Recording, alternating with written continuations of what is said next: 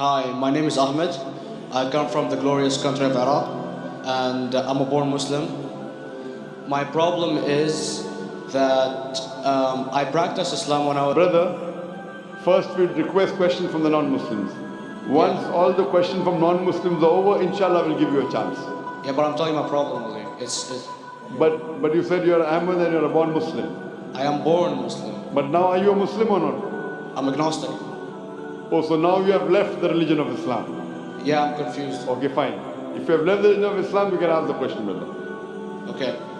So my question is, how come I don't have the faith that you and the other Muslims have and some of my friends, even though I practiced Islam a lot and I even did Umrah, but I still do most of the sins that are forbidden in Islam, and I sometimes am lazy to do the prayer and the other subjects we have to do in Islam. I have read many books and about other religions and conspiracy theories and documentaries and such. I even have seen your own videos on YouTube, and there are many questions that go around my head about Allah and the Messenger and Muslims in general. And basically the most important question is, you said in one of your debates or questions that Allah is the creator and He's uncreated. But I have realized, how can the uncreated exist? And if He exists, how can we notice Him? How can we see Him or hear Him or feel Him or know of His existence if He's uncreated in our own dimension or so? That's one of the questions. Brother Ahmed said that he is a born Muslim. He comes from Iraq. He read the Quran, he read the books, but he commits many sins. He believes maybe sometimes he's agnostic and he's lazy for praying. Brother, before I answer your main question, if you do sins and if you are lazy for praying, that does not make you a non-Muslim. As long as you believe that praying is fard, sometimes you miss, it's a sin. It's a major sin that you sometimes don't pray, but that doesn't make you a non-Muslim. If you say praying is not required, then you're doing kufr. But if sometimes you do sin, sometimes minor sin, sometimes major sin, it is haram, it's forbidden, but that does not throw you outside the fold of Islam. There are sometimes waswasa of the shaitan asking you, oh, you're a Muslim, but this is wrong in Islam, this is wrong. And it does deviate the person's mind. At that time, maybe your iman may be low. But these things should not make you consider that you're non-Muslim. Regarding a question that I mentioned in my speech, and you're right, that Almighty God is the creator, but He Himself is uncreated. You ask the question, how can the uncreated, how can we see the uncreated, and how it's possible? Allah subhanahu wa ta'ala is Khaliq, is the creator. And by definition, He's uncreated. Because normally people say that when they try and prove in logic that everything has a creator, who created this table, the carpenter, from where he got, from the tree, who created the tree, so it goes back to Allah. So when many of the people try to convince an atheist, they try and say that everything has a creator, and then they get trapped when the atheist asks him who created Allah. So if you hear my tapes, I never go that way. I ask the atheist that how did you come to know about the universe? How did you come to know about the functioning of the stars, of the sun?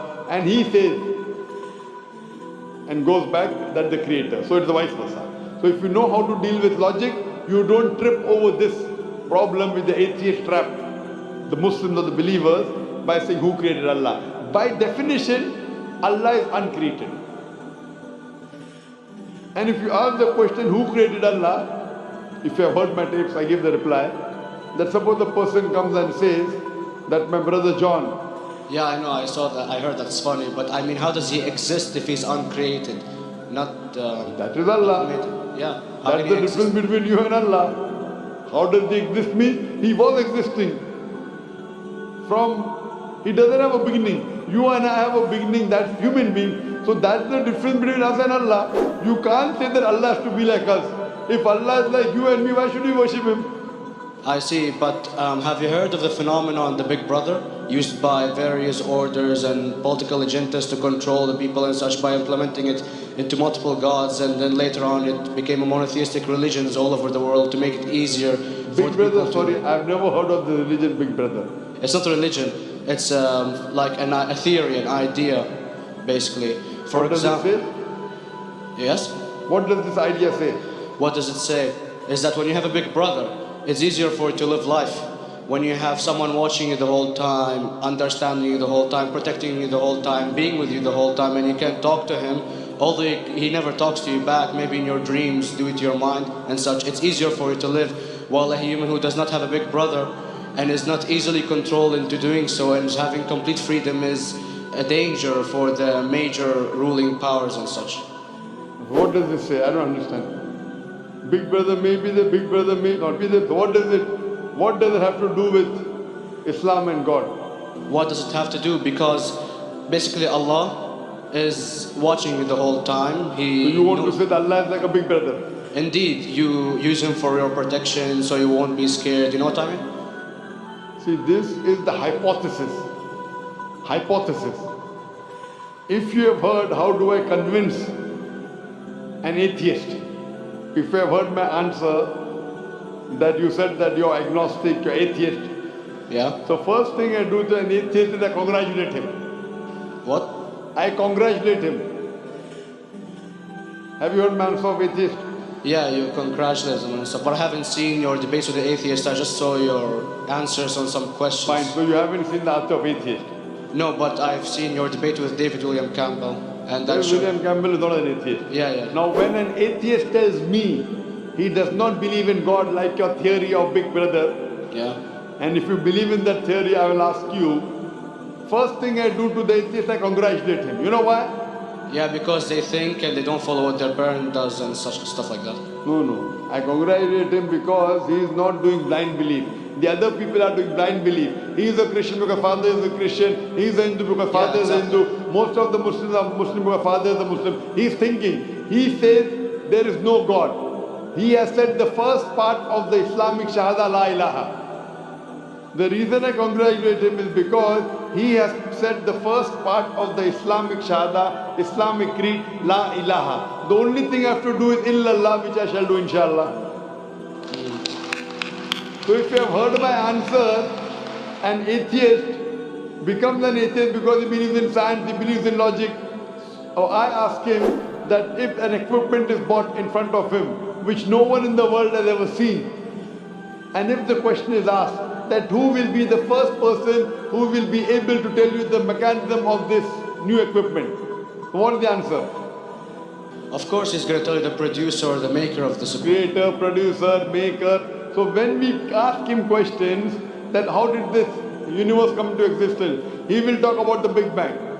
This what we're going to talk is already mentioned in the Quran 1400 years ago in Surah Anbiya chapter number 21 verse number 30. Avalam yaral lazina kafaru anna samawati wal arda kanat ratkum fataknahuma. Do not the unbelievers see that the heavens and the earth were joined together and we clove them asunder. This what you came to know 50 years back is mentioned in the Quran 1400 years ago. Who could have mentioned that? Well, in various civilizations in like 2000 or 5000 BC before Islam came or Christianity itself, there was various civilizations that are good in astronomy and they know more about our solar system than we do now, sadly. Brother, your knowledge of science is little, not in-depth. I do agree. There are certain things which were known as hypotheses. For example, we came to know, we were proved that the earth was spherical in 1577. I know that in 6th century BC, there were Pythagoreans who believed that the earth was spherical. But the same Pythagoreans who believed the earth was spherical also believed that the earth was the center of the universe, which is wrong. You show me one civilization which believes 100% what the Quran has mentioned. I challenge you. What you say, so do you mean to say there was a person who said, okay, this civilization, out of 100 things, these 2 things are right. Out of 100 things, these 5 things are right. Out of this 100, and picked and chose. Who can do that? No one besides the Creator. Even if you know that there were 10 different civilizations, hundreds of civilizations, there is not a single civilization that you know in the past which knew 100% of science what you know today. So where is your logic? Where is your theory?